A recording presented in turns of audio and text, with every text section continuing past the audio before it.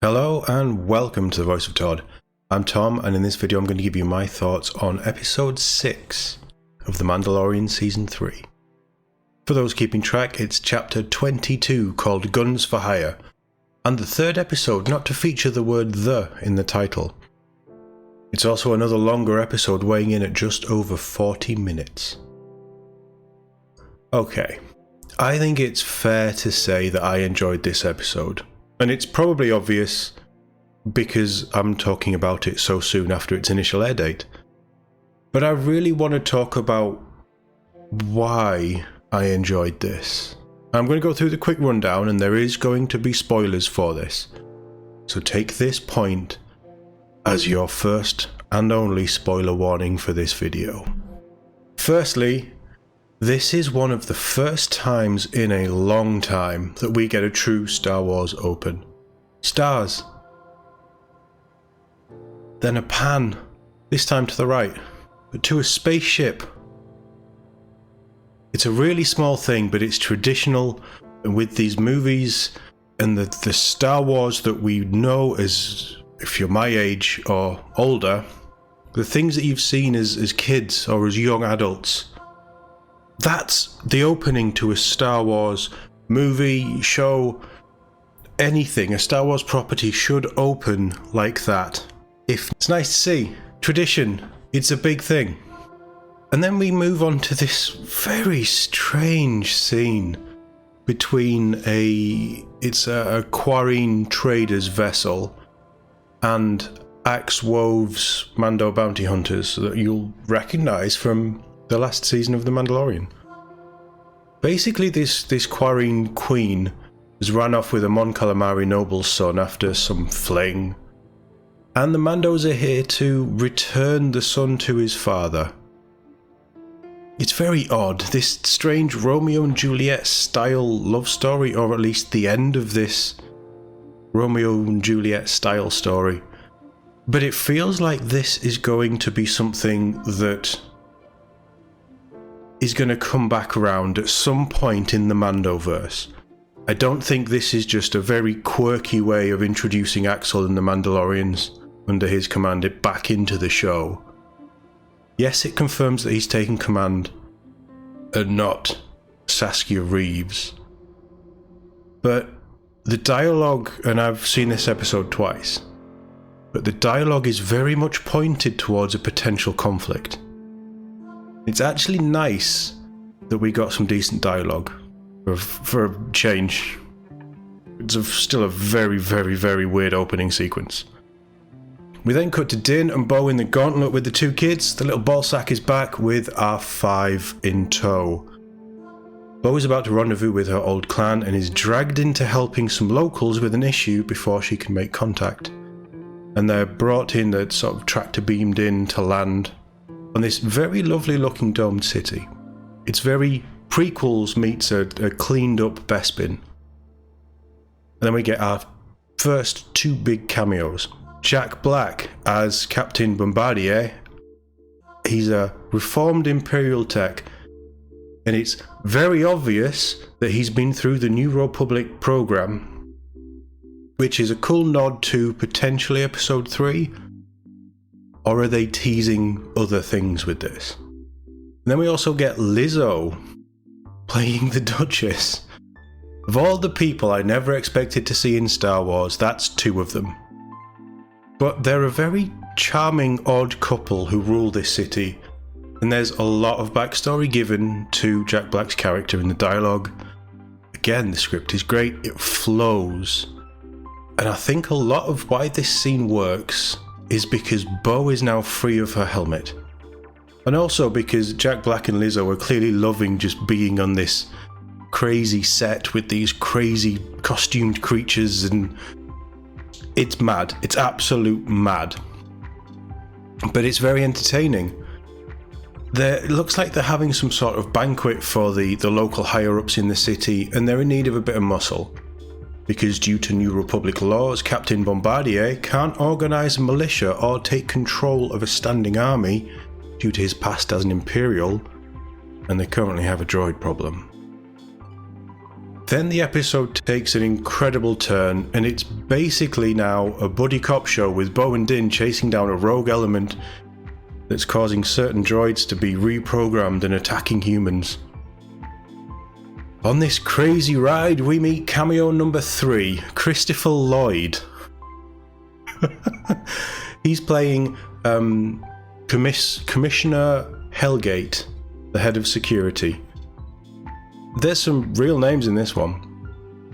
And the droids are also a mix of B1 and B2 droids from the prequels, and there's loads of others dotted around that you'd probably recognise from the movies. You'd be forgiven for thinking that all of a sudden The Mandalorian was a half-hour cop procedural, because for the next half an hour there is everything that you would expect.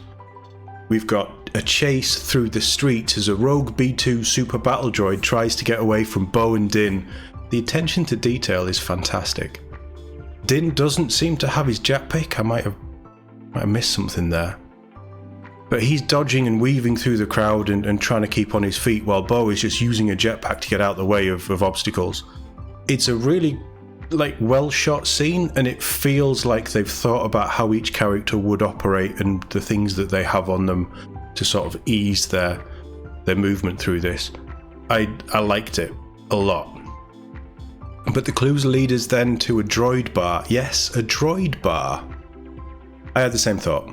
Why do droids have a bar? Aren't they just programmed to do tasks for humans? Thankfully, the script is so well written, at least for this show, that it answers all the questions I had and gives the droids a little bit more sort of humanity in this. Really well done.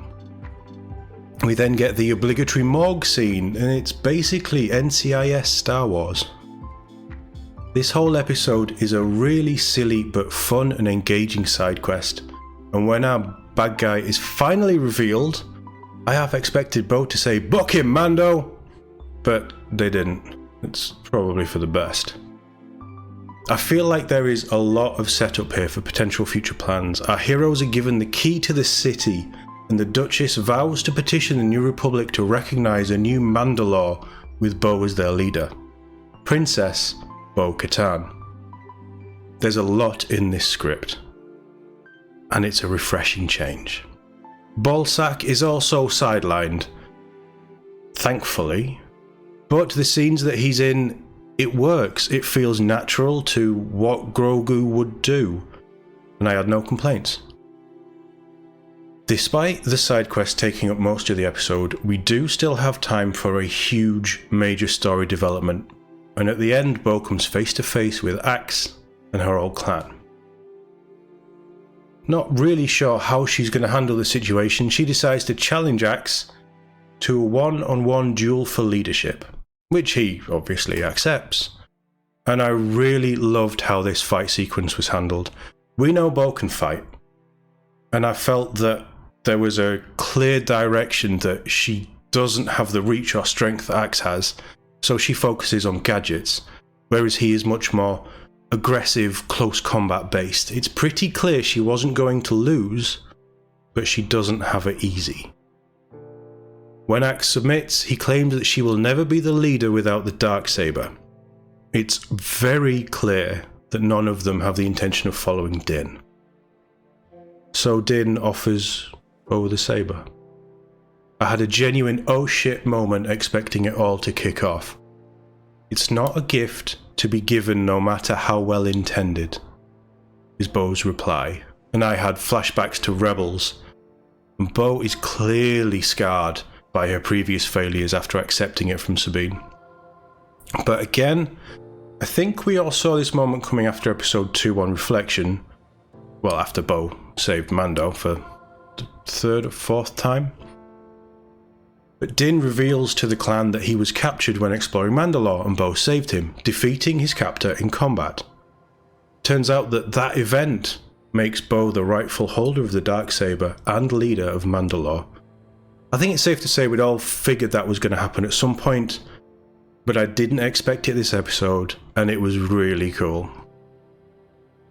I've watched this episode twice today. I enjoyed it that much. This one was directed by Bryce Dallas Howard, who has directed some of the better episodes in this show, and the best episode of the Book of Boba Fett, The Return of the Mandalorian. She clearly gets Star Wars. The attention to detail in this episode is incredible. Not just with the scenes, but how our main characters would function in them, but also the wider lore and the moments from the prequels, Rebels, the original trilogy. She clearly understands Star Wars. There are so many things from the style, the editing, the dialogue that just feel like Star Wars in this episode. The pacing, the caliber of the cast. Again, dialogue that makes sense. The music, the attention to detail, everything made this episode fun and enjoyable, for me at least. And while this isn't the Mandalorian show I wanted, I had an absolute blast this week. It's a real shame that to progress the story we have to sideline Din, with Bo taking centre stage once again. But Bo has more of a presence in-universe, and it's so much easier to connect with a character when they don't have a helmet on 24/7.